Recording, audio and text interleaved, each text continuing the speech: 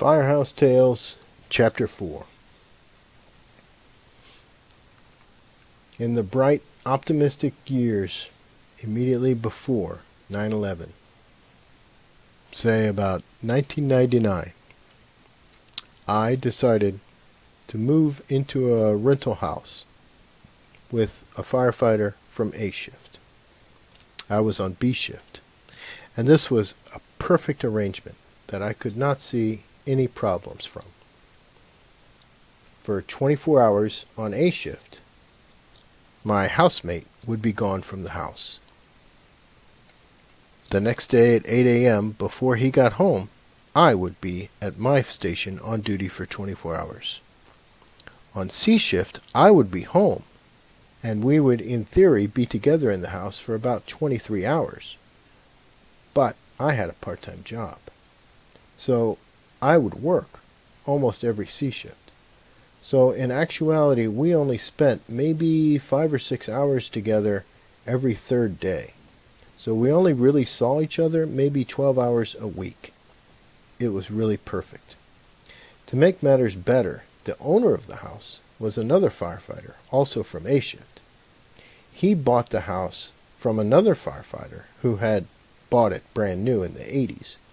And it was a trailer house, a mobile home, that was pretty beat up now. It had a lot of problems, and we agreed to move in at a greatly reduced rate of rent and help the owner of the house fix up the house so that in a year, maybe two, he could turn around and sell it for a good profit. In the meantime, we would have a safe place to live. We'd be able to help him fix it up, so we'd have a brand new air conditioner, a brand new water heater, brand new carpeting, new paint on the exterior, etc. So it would really be nice in time. Well, this house ended up being an endless source of hilarious stories for us to share. In the first place, the owner, who was a friend of ours, and still is a friend of ours, because we just laugh and joke about this, he turned out to be a worse slumlord than the movie with Joe Pesci. He never gave us anything to fix the house. And even if it was something really insignificant like a doorknob for the front door, it would take us literally months of begging before he would supply it. So all too often, me and my roommate would just buy these materials ourselves and fix the house up. One thing that we refused to do was to paint the exterior of the house. So the landlord arranged for a crew to arrive one day without telling us, by the way. All of a sudden these guys arrived in a pickup truck and began unloading all this equipment and began painting the exterior of the house while me and my roommate were watching the San Antonio Spurs in the NBA playoffs. So I went out and talked to these guys and found out what they were doing and called the landlord and verified that this was okay. So I just went inside and watched the playoffs. We had quite a bit of beer in the refrigerator, as you can imagine, two bachelor firefighters, So I felt bad for these guys that were working outside. It was hot. It's really hot in South Texas. So these guys were really working in the sun. They were painting the exterior of the house. And I just decided, I feel bad sitting in here in air conditioning, drinking cold beer, and knowing these guys are out there. So I went out there and I took some beer to them and sat there and talked to them for a few minutes. While I'm talking to them, just a few minutes, they hadn't even finished one beer, I hear tires screeching, and I turn around and out jumps from this car that's parked in the middle of the street. She left the door open, just storming towards us, began shouting, "What are you doing? How much am I paying you to work? You're standing here drinking beer." So I just slowly walked around the corner and walked back in the house and kind of peeked through the Venetian blinds to see these guys were looking at each other just shocked because they'd been working in the hot sun. They'd painted almost like a third of the house. They'd painted one side of the house and half of another side. And they're just looking at each other just like open-mouthed and shocked. And this woman is really screaming very rude things at these guys. And so they just slowly set their beers down in the grass and set their brushes down in the cans of paint. And they just slowly walk over to their truck. They get into the truck with her standing 3 to 5 feet behind him shouting. I'm sure people 4 or 5 houses away could clearly hear what she was saying, letting them know that she just could not believe what they were doing, that she's paying them so much. They started the car and drove off. And suddenly she realized that they left, that they're not coming back. She didn't come in and talk to us or anything. She got in her own car and took off, tires smoking as she accelerated out of there. So I was telling the story back at the fire station when I was on duty the next day. I just thought it was hilarious. And my officer at the time was pouring a cup of coffee, I still remember. And he set the coffee down. He kind of put his hands on either side of the kitchen sink and he kind of sighed. And he's looking down. He looked up at me in the eyes and he said, you know that your landlord's wife is my cousin, right? I said, yeah, that's right. I forgot that you guys are related. He said, well, you know who the people were that were painting your house? That was my nephew and a couple of his friends from school. That was her family that she was shouting at. And I just couldn't believe that. It's just the most unbelievable thing. So, needless to say, our house was never painted. They never got another crew to come there. The only crew that would come to work for the cheap wages she was offering were these guys who was her own family, and they just walked out and quit because she's so cruel to them. Okay, another thing, the landlord refused to get us skirting. Okay, a mobile home is a home that looks like a pretty nice house, but it's on wheels, and it's pulled by a big truck, and it's backed into the location. And you put up these concrete blocks for it to rest on, but they don't take the axle off. They don't take the wheels off. The house never really sits on the ground. Now you can have these metal straps kind of attached to concrete bases in the ground to kind of lash it to the ground, kind of hold it secure in storms and so forth. But this house didn't have anything like that. It was just sitting there. And you're supposed to have skirting that's going to cover the gap from the bottom of the house to the ground. Because, of course, the tires and the wheels and the axle and everything create a gap when the house is being moved. So you're supposed to have skirting around the house to make it look kind of nice. Well, the landlord had never gotten skirting, so there's all kinds of animals crawling and nesting under the house, and these animals claw up the insulation on the bottom of the house. So there's no insulation, so the floorboards where we're walking underneath the carpet get wet. And they get damp and they kind of sag in places. So my roommate's cat was this really large cat, always slept in this one same spot on the floor. He created like a little bowl, like a depression in the floor where he would sit. And it ended up looking just like a bathroom sink, that kind of hole where the carpet was just kind of pulled down and the wood had become so rotted. The air conditioning vents that were on the floor, the piping for the air conditioning flow under the house had become dislodged from some of the vents, and so grass was growing up into the air conditioning vents because, of course, there's ample sunlight under the house because there's no skirting to block the sunlight. We had no hot water for a short time in the house, and so one day I went outside and I noticed there's a brand new hot water heater sitting right here in this closet outside the house. So I open up this closet door and I see this, brand new hot water heater. And so I'm thinking, why in the world isn't this on? I could take a hot shower right now. So I follow the piping back, and it's a gas hot water heater. We have a gas tank, storage tank, natural gas, in the backyard. That's just like a small car that's sitting back there. And it's got a big valve on the top and some gauges on it. And I follow the piping for the hot water heater directly back under the house. You can just clearly see because there's no skirting. You can crawl under there a little bit. You can see the piping. You can follow it exactly right directly to that tank. So I tell my roommate, we went searching for matches. Neither one of us smoked. Had some difficulty finding matches. We found some matches. And he's really excited, And so he opens up the door, a little metal door, and he's reading the instructions for how to light the pilot light. And he's trying to light it and turning this valve and pushing on this lever and then putting his match under there and then holding this button down, and nothing's happening. And so I tell him, okay, well, clearly the gas is hooked up because you can follow the piping right back here. So I tell him, I'll go back to the gas and I'll turn the gas up. I'll increase the pressure. Maybe there's not enough pressure. So I've never had an exterior LPG or natural gas tank or anything in my life. So this is a first for me. So I start turning that knob, and all of a sudden I realize that it's off. So of course, now it's going to work. But I'm really troubled because I'm hearing the gas flow, and it's kind of like it sounds like it's too much. So I shut it off again, and I turn it about 1/2 of one full turn. And that's a pretty loud little whoosh that I'm hearing from the gas. And I'm thinking, it really shouldn't be just flowing like that.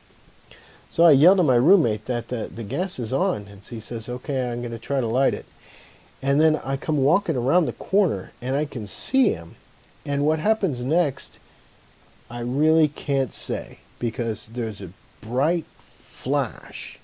And then I'm laying on the grass, on my butt, on my back, looking up as if I'm doing a sit-up. And I'm just shouting, oh my God, oh my God. And my roommate is about maybe 3 meters to my left, lying in the grass in the same position, like he's doing a sit-up. His knees are kind of bent, he's lying flat. And he's leaning up, staring, and his eyes are like ping pong balls, like really, really wide. And he's shouting, shut it off, shut it off, shut it off, shut it off. And then I look at the house, and there's like a 6-foot long, like almost 2 meters of flame shooting, like a flamethrower that you see like in World War II movies, a flamethrower underneath the house, where this pipe, you can see now that I'm laying on the ground, leads directly in a right angle elbow directly back to this giant LPG tank that's in our backyard. The pipe goes under the house and then cuts it at a right angle directly towards the hot water heater, but it never connects to the hot water heater. It's just open down there. And now it has a huge flame directly underneath our particle board, glued together, cheap plywood mobile home house with no fireproof insulation under the floor at all. So I run and shut off the gas, and we both go climbing under there, and I pull the garden hose around, but there's no fire. It's out. The wood's hot and it's black, but there's no fire. So after that, we start having these weird electrical problems, and I remember the washer dryer was right above that area. And the washer keeps shutting off and coming back on. And there's the lights are dimming and getting bright again. And so we have a licensed electrician that was also a firefighter, also on A shift. And so we hired him to come and help out and figure out what's going on with our house. And he crawls under the house and pulls out this box, this electrical relay that was just half melted. And he's laughing, saying that we must have had some terrific fire under there because everything's black under there. And he has to replace this, and it's going to cost us, $48 or something like that. So he replaced the electrical box, and everything seemed to work fine. And we never told the owner of the house about any of that. we just told the electrician, I don't know. I wonder when that happened, So that was another fun thing. One fun thing was the front doorknob was broken. And I just took it off and left it empty because I got tired of struggling with the ball bearings inside the knob were stripped. So you'd turn the knob and nothing would happen. And you're just locked out of the house. And so I had to climb in through the bathroom window, which is really like a half window. It's really very small and uncomfortable. And my roommate put his cat's litter box directly under that window. Okay, there's really no other place to put it in the bathroom. And I would fall into this litter box every time I had to climb into the window. So there was no lock on that bathroom window, and so that was the easiest way in. So I got tired of doing that. So I took the doorknob off and I just left a hole there. There's a round little hole there. And I shoved a little stuffed teddy bear into that hole. So you'd pull on the bear's butt and his two back legs to close the door. And when you're inside the house, you'd pull on his head and his little arms were sticking out to pull the door open. And then, of course, we had a deadbolt that you could open and close, and then there's a key for the deadbolt on the outside, so the door would lock. So I wasn't particularly worried about crime or anything, and the teddy bear kept the flies from coming in through the hole, so there's no problem. So eventually I bought a doorknob, and I spent some money because, of course, the landlord isn't going to buy us a doorknob. And I spent some money, and I put it on, and I was really proud of myself. It's the first time I'd ever done something like that. And the latch connected with the gap, that's in the door jamb, and it really worked out really well. Except after I had it installed, I went to check the key to make sure the key fit and locked, and I realized that I'm putting the key in the kitchen, and the little knob that you turn to lock or unlock it is on the outside. So anybody outside can easily twist the little knob and unlock the door and come in. And if you're inside and somebody locks the door from the outside, you can't get out unless you have the key. So I put the doorknob on backwards. But I was tired at that time, and I was a little bit angry because I should have had to buy it in the first place. And I just left it. And as far as I know, 2 years later when we moved out of that house, that doorknob was still on there backwards. I really don't know if the owner ever changed it over.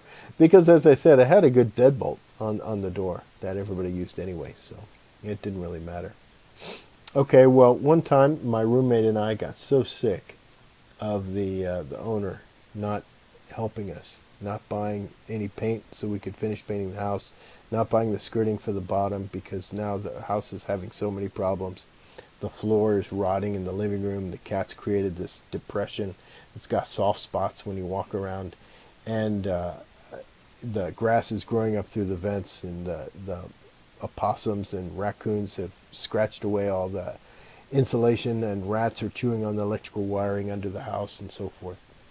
So I just decided to stop mowing the grass, and we just decided we're going to stop mowing the grass until he starts to get us a few things. And if I remember right, I had a typed list that I gave him, like an ultimatum. We're not going to do anything to help your house, and it's going to look like an eyesore, and the health department's going to come and give you some kind of fine for this. And he stood his ground. And the health department, of course, never cared, and nobody ever came. It's just the neighbors all started to really hate us. And they never really liked us in the first place because my roommate had a Harley Davidson motorcycle that he would start at like 7 o'clock every morning. And he'd go back in the house to get coffee and get his lunch together and everything. And it would probably idle out there for 10 minutes, and then he'd rev it up, and then he'd take off.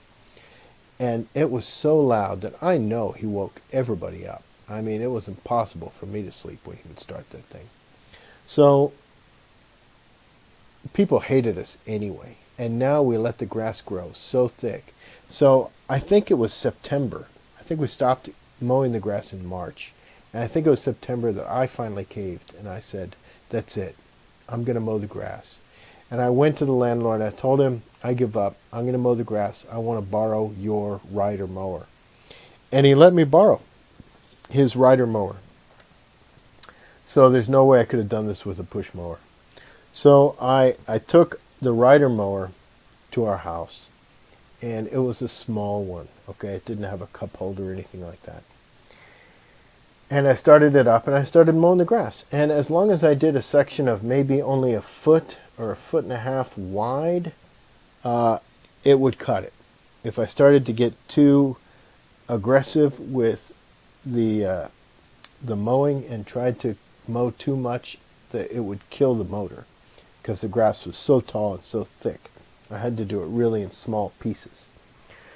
Well, I decided to do the back first, and I started going in the backyard, and I discovered that our neighbors had thrown bags of garbage into our yard over the fence. And I just kept finding these bags of garbage that we didn't even know were there. And I kept mowing and mowing, and all of a sudden the lawnmower caught on fire. There was a fire underneath the lawnmower, and the smoke was coming up. And so I just got off and I shoved the lawnmower over on its side and ran and got the garden hose. And I started putting out the fire. And it was friction from a belt. And I remember I was trying to fit the belt back on there when the landlord, our friend from A Shift, drove up to see how I was doing. Okay, now this is how bad the yard was, okay? I had a chain link fence. The chain link fence that you can see through, you know. He's parked outside. If I sit straight up on my knees, I can see his truck. I can see him walking up to the house. But I immediately slink down, crouch down in the grass, and he can't see that his lawnmower was on fire, that I had his lawnmower on the side, upended, putting it out with the garden hose. He can't see any of that. And it walks right past and walks inside the house to talk to my roommate to see how everything's going. So I'm able to get the belt back on there, get the lawnmower running again, and get the garden hose put away in time before he opens the back door and comes out to see how I'm doing. And I get away with it. And I just couldn't believe it. And my roommate just thought that was hilarious. So then another fun story was when we left. I planted 2 maple trees on the side of the house because this house had a giant east-facing wall that just heated up with the morning sun, just like a radiator, like a solar cell. It would just attract all the sunlight for some reason, and that wall would get hot. You could put your hand on it and feel the heat every morning, unless it was actually raining, okay? So the house was just terrible insulation, just always hot. The AC never kept up. We spent much more money on the electrical bill than we did on the rent, and the house was never cold. Unless I said, you know, it was cold and rainy or something. So I planted 2 maple trees out there as a shade. And right when we started to move, after being there for like 20 months, and I was there for a couple of months on my own after my roommate moved out, before I moved out, right then is when those maple trees really started to stretch out and provide really good shade and cool the house. So one day I was over at my roommate's, my former roommate's house. He had a house custom built, and he was getting married, and he moved into his house like maybe 6 weeks before his wedding day, so he could get the house kind of set up, and then after the wedding, he and his wife moved in together. So sometimes I would go over there and spend the night at his brand new house. And one night we're sitting up drinking beer, and I looked at him and I said, you know what? Let's go dig up those maple trees. And he laughed and thought that was hilarious. So about 2 in the morning, we drove over there in his giant Chevy pickup truck with a pick and a shovel. And we just started just hacking away at those roots. And we dug up those 2 maple trees and shoved them in the back of his pickup truck. And we drove away. And one of them completely died because we just butchered the roots. And the other one, we had a pretty good root ball. And if I remember right, that thing lived for like 8 years in his house before he dug it up and planted a little like flower garden, butterfly garden for his little girls. But we left these giant craters in the side of this guy's house that we no longer lived at. And he called us the next morning and he was cracking up, and he just thought it was hilarious because we had left these giant eyesore holes in the yard next to his house he's trying to sell, and there's like 3 beer cans in one and 4 beer cans and a beer bottle in the other. And I thought that was hilarious. I was telling my roommate, I said, were we drinking beer when we were digging up those trees? He goes, oh yeah, we were drinking a lot of beer. So we weren't very good thieves. Well, that's one story. There's more stories about that house. My goodness, that house just had so many funny stories about it. It was by far the worst quality, the worst standard of living house that I've lived in my life. Like 2 whole levels lower than the worst apartment I'd ever had. I never lived in a neighborhood that poor. I never lived in a house that bad of quality. It's just awful. But some of my best memories are there. And just so many funny stories. I just love to get together with the guys that remembered that. One real hero of mine that I really didn't realize was such a great guy until he passed away. A guy named Dave. Just tremendous man. Taught me the SpongeBob song for the SpongeBob cartoon. In the middle of a house fire, he's singing it. And I just realized what he's singing, and I had him teach it to me. It's a great way to fight off stress. I went over to his house. He was the original owner of that trailer house. He sold it to the A-shift guy who rented it to us. Okay. The A-shift guy had lived in it for like 8 years himself, and he got married. His wife didn't want to live there, so they moved to another house, and he rented that house out. So this guy, Dave, originally owned it. And he bought a house that was almost like a ranch. He had a couple of acres, just a few blocks down. So I used to walk over to his house. And one time I walked over to his house because he had borrowed a bottle of tequila. And if I remember right, he never paid us back for that. He had a party and he ran out of liquor. And he came over, and I've always had a bottle of tequila somewhere. And my roommate gave it to him. And so I went to go collect. I was like, doggone it, man. Where's my tequila? So I went to knock on his door, and I could hear this just death metal like Linkin Park kind of just booming through the windows. Boom, boom, boom, boom, boom, boom. And I'm knocking on the door, and I open up the door, and I realize it's unlocked.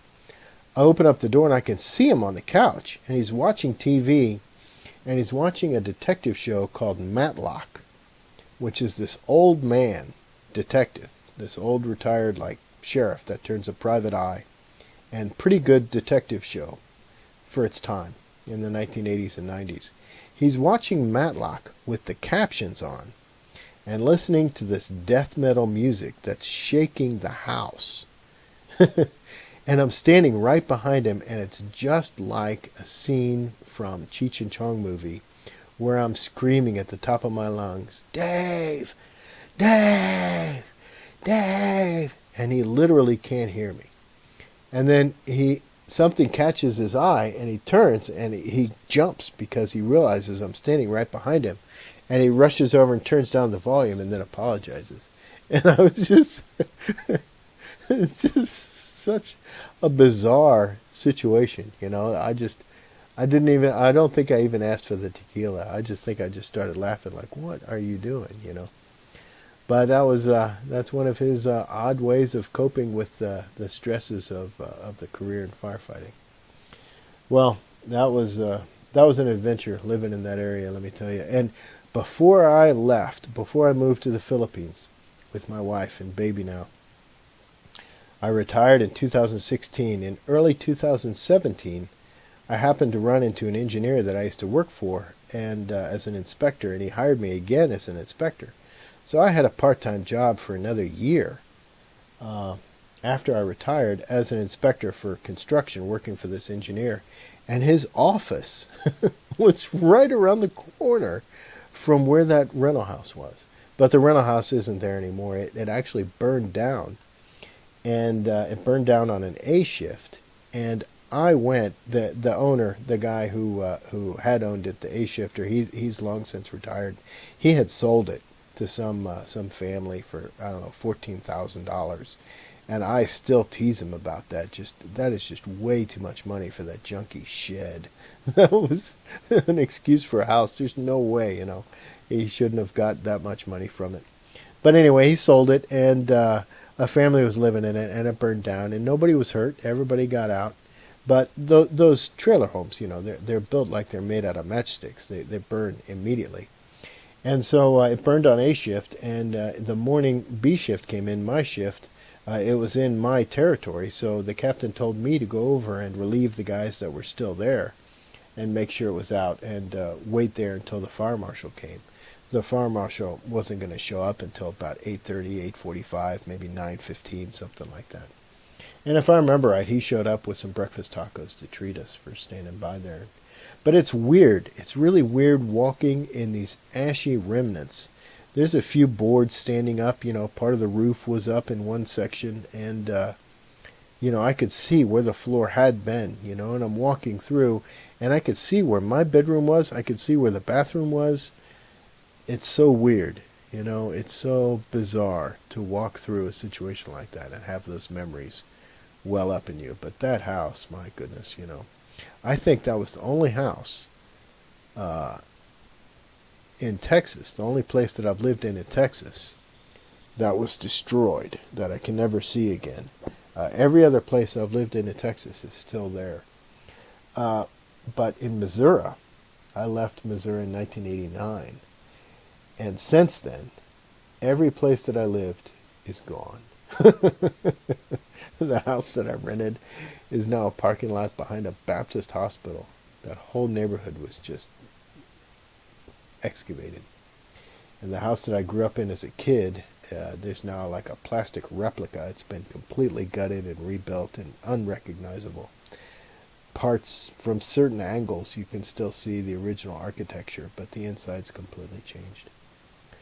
And there's a giant swimming pool in the back, and the college I went to has been completely transformed. It's now this huge university. It's funny. The whole city's completely changed. But in Texas, everything is still there except that crazy house. Well, I hope you enjoyed the story. Take care, everybody. Have a good night.